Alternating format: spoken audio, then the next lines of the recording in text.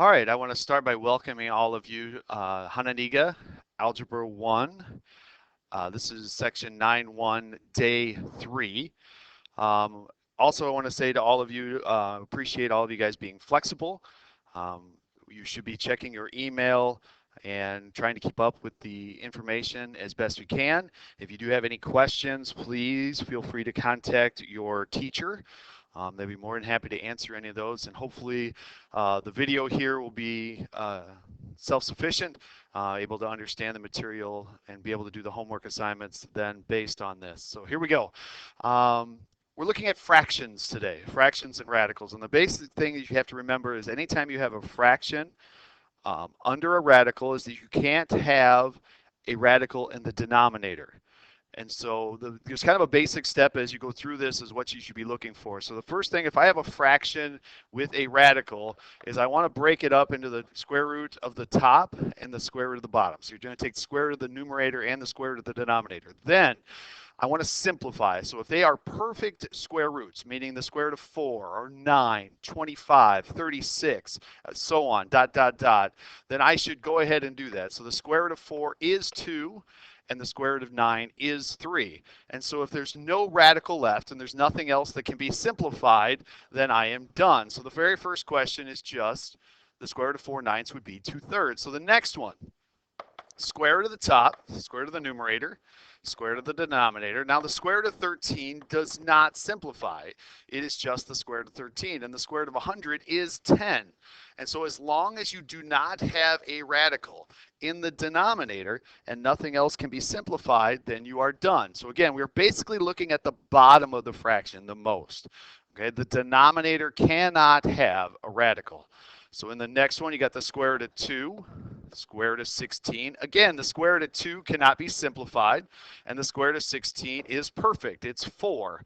And so that is all I need to do is if you do not have a radical inside, or excuse me, a radical in the denominator, then you're good. Now, somebody's going to say, what about the 2 and the 4? Why can't I not simplify that? You cannot simplify anything that's inside a radical with something that is outside a radical. So again, the square root of 2, the 2 is inside or the radicand of the radical, and therefore you cannot touch it with the 4 that is outside the radical. So the next one is where things really start getting interesting. The square root of 6 is not perfect, and it's in the denominator, and that's one thing you said. You have to what's called rationalize the denominator. So if there is a radical in the bottom of the fraction, you cannot leave it that way. So what you would have to do is multiply both the top and the bottom by the square root.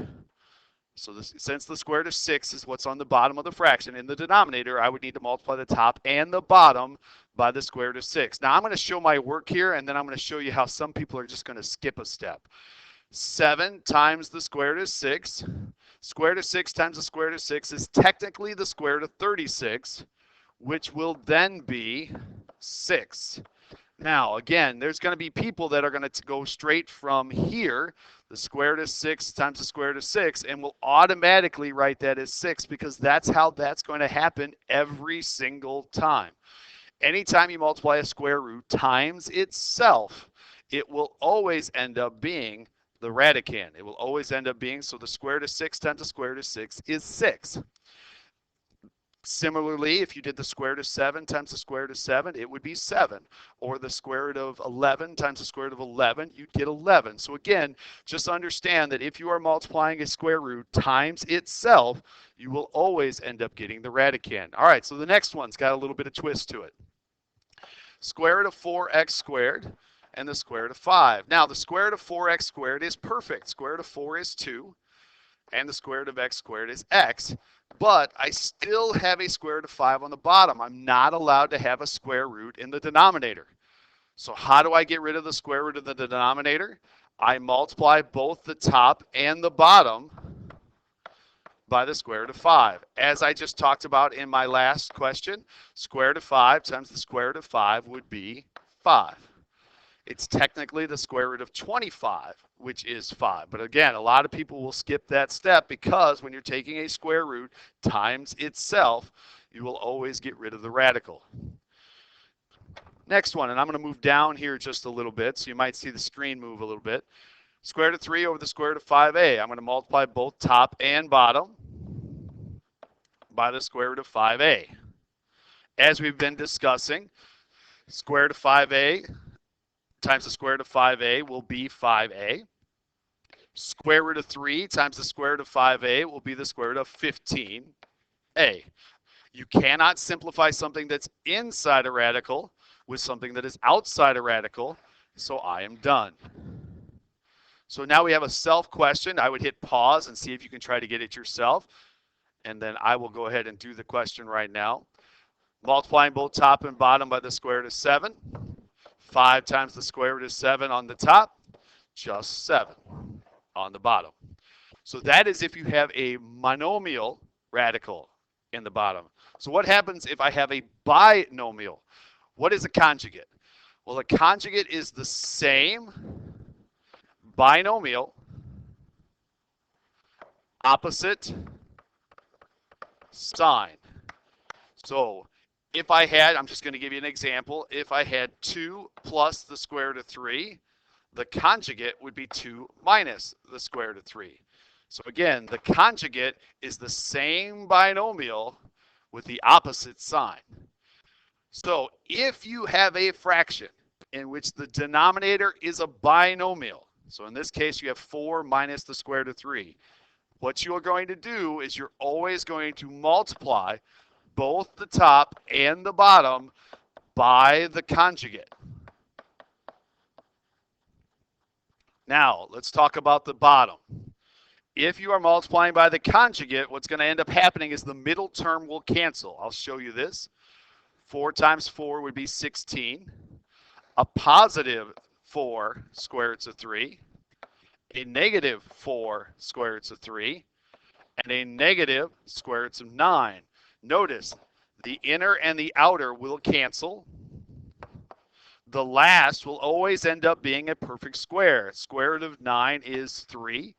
And so the bottom of this question is 13. 16 minus 3. The top, distribute 28 plus 7 square roots of 3. And that's your answer. So again, just to recap a little bit, if you ever have a binomial in the bottom, and part of the binomial is a radical, you must multiply by the conjugate. So when the denominator is a binomial, you must multiply by the conjugate. One more, square root of 3 over 7 plus the square root of 2. The bottom is a binomial, so I am going to multiply by the conjugate. Notice that I'm multiplying both the top and the bottom by the conjugate. Now, FOIL the bottom. Square root of 7 times the square root of 7 is 7. You can say it's the square root of 49, but again, square root times itself. Square root of 7 times a negative. Now, there are some people that will not show the inner and the outer because they know they're going to cancel. And the next one is the square root of 2 times the square root of 2, which is 2. So the bottom of the question is 5. The top, the numerator, distribute square root of 21, distribute square root of 6, and that's the answer. So again, I would hit pause here for a second, see if you can actually do this one by yourself, and then I will go ahead and do it right now. So we have 9 minus the square root of 7, so you multiply by the conjugate.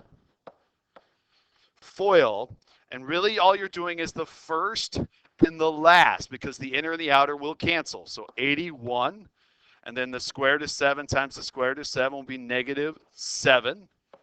And so the answer to the bottom is 74. Distribute on top. 5 times 9 is 45. 5 square roots of 7.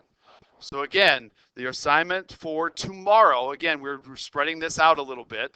Okay, so today's objective is to just take notes. Tomorrow, then, you should work on the homework assignment 9-1, day 3 worksheet. If you have any questions, please feel free to email any of your teachers. And obviously, stay healthy and stay safe.